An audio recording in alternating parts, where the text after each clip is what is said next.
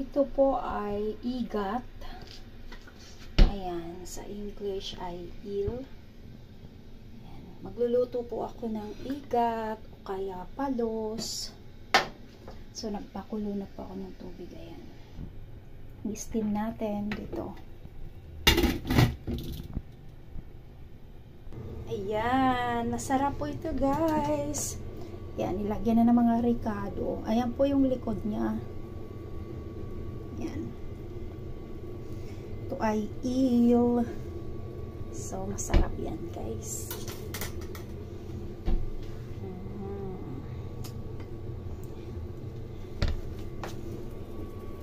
Favorite po namin to guys. Ewan ko po kung kumakain po kayo ng igat.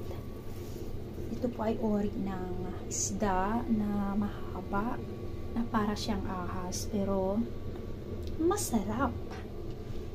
Yan. Pakita ko po guys. Ayan guys. Oh.